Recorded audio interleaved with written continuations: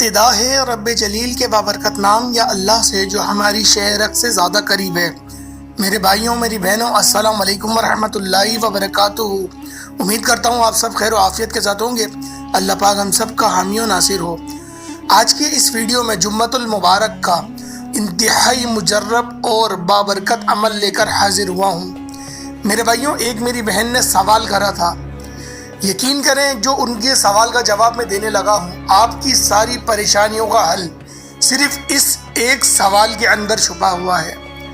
اگر آپ لوگ اس وظیفے کو تو چھوڑیں، صرف میری اس جواب پر عمل کر لیں جو میں ان خاتون کو دینے جا رہا ہوں، یقین کریں آپ کے لیے یہی جواب کافی ہے۔ انہوں نے مجھ سے یہ سوال پوچھا کہ کون سا وقت ہوتا ہے جو قبولیت کا ہوتا ہے، یعنی کہ قبولیت کی گھڑیاں کون سی ہوتی ہیں؟ ویسے اس کے بہت سارے جواب بنتے ہیں، تو ایک جواب تو پہلے میں یہ دینا چاہتا ہوں ان کو کہ آپ یہ مجھے بتائیں کہ کون سا ایسا وقت ہے جس میں دعا قبول نہیں ہوتی؟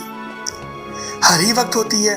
قرآن میں رب فرما رہا ہے تم مجھ سے مانگو میں تمہیں دوں گا، تو لہٰذا لیکن ایک مجرب وقت رکھا گیا ہے جس وقت ہماری ہر جائز دعا قبول ہو جاتی ہے، چاہے ہم لوگ جائز مانگیں چاہے ہم لوگ ناجائز مانگیں، دعا قبول ہو جاتی ہے۔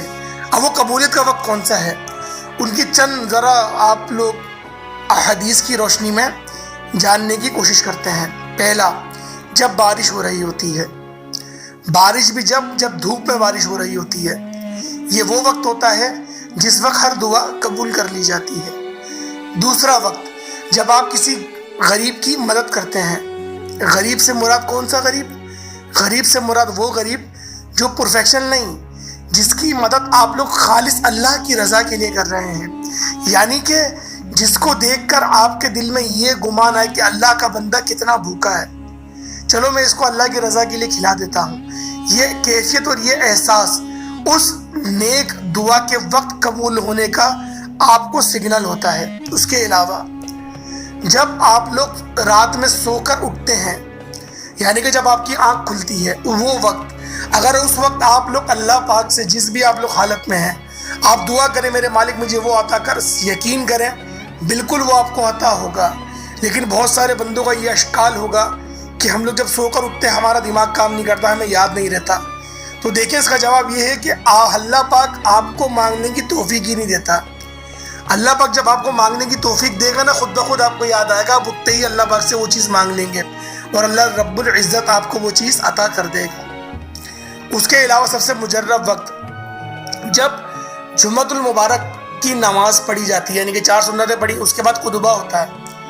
خطبہ 2 حصوں میں ہوتا ہے، پہلا خطبہ ہوتا ہے، اس کے بعد جب امام صاحب بیٹھتے ہیں صرف 5 سیکنڈ یا 10 سیکنڈ کے لیے، اس وقت اگر آپ لوگ کوئی دعا کر لیں آپ کی وہ دعا قبول ہے، کیونکہ وہ وقت قبولیت کا ہوتا ہے۔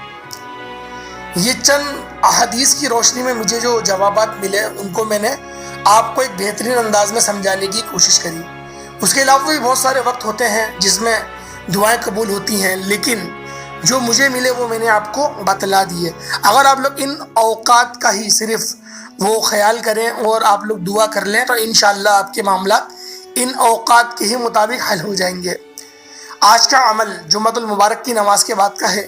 اللہ پاک کا ایک صفاتی نام ہے یا مغنی، صرف اس کا عمل ہے، لیکن اس عمل کو کرنے کا ایک خاص طریقہ ہے، ایک خاص ترتیب ہے۔ اگر آپ لوگ چاہتے ہیں کہ اس عمل کی آپ کو خاص اجازت مل جائے تو آپ لوگوں نے ویڈیو لازمی پوری دیکھنی ہے، ویڈیو کو لائک کرنا ہے اور کمنٹ کے اندر اپنا نام لازمی لکھ دینا ہے۔ نام اپنا لکھ دیا کریں، نام لکھنے سے یہ ہوتا ہے کہ آپ کا نام لے کے دعا کر دی جاتی ہے۔ اگر آپ لوگوں نے اجازت حاصل نہیں کرنی تو آپ لوگ دعا کے لیے نام لکھ دیا کریں، لیکن نام لکھ دیا کریں کمنٹ کے اندر۔ اچھا عمل کیا ہے؟ جو اب ہم لوگ جمعۃ المبارک کی نماز پڑھ لیں گے، یعنی کہ 2 فرض جو امام صاحب کے پیچھے پڑھتے ہیں، وہ فرض پڑھنے کے بعد صرف 313 مرتبہ اول آخر درود ابراہیمی پڑھ لیں اور درمیان میں صرف 313 مرتبہ یا مغنیوں یا مغنیوں یہ آپ لوگ پڑھ لیں۔ اس کے بعد آپ لوگ دعا مانگ لیں، یقین کریں جو مانگیں گے آپ کو عطا ہوگا، جو آپ چاہیں گے عطا ہوگا، بے فکر ہو جائیں۔ اس عمل کو آپ لوگ جمعے سے جمعے تک جاری و ساری رکھیں، یعنی کہ ایک جمعے کو عمل کرا، اس کے بعد ہفتے کے دن ظہر کی نماز کے بعد عمل کرا، اس طرح سے آپ لوگ اتوار کے دن، پیر کے دن، یعنی کہ جمعے سے جمعے تک آپ لوگ اس عمل کو کریں۔ اس عمل کو کرنے کی برکت آپ کو پہلے دن ہی نظر آ جائے گی. اس کے علاوہ دوسرے دن تیسرے دن جب آپ لوگ اس عمل کو کرتے رہیں گے، جتنی بڑی تعداد میں آپ لوگ اس عمل کو کریں گے، یقین کریں وہ سب تعداد آپ کو بہت بہترین انداز میں صلہ میرا رب آپ کو عطا کرے گا. اس کے علاوہ درود پاک جو اول آخر آپ لوگ پڑھیں گے وہ آپ لوگ 100 مرتبہ پڑھیں گے تو زیادہ بہتر ہے. میں نے آپ کو 3 بار کہا ہے، لیکن 100 مرتبہ پڑھیں گے. چاہے چھوٹا درود پڑھ لیں، صلی اللہ تعالیٰ علیہ وسلم پڑھ لیں، کوئی مسئلہ نہیں ہے، لیکن 100 مرتبہ پڑھ لیے گا اول اور 100 مرتبہ آخر. کیونکہ جمعے کے دن درود پاک پڑھنے کی بہت بڑی فضیلت آئی ہے. اول تو آپ لوگ صرف درود پاک ہی اگر پڑھ لیں نا 200 مرتبہ تو یہی کافی ہے. کیونکہ یہ دن دنوں کا سردار ہے، یہ دن عید کا دن ہے.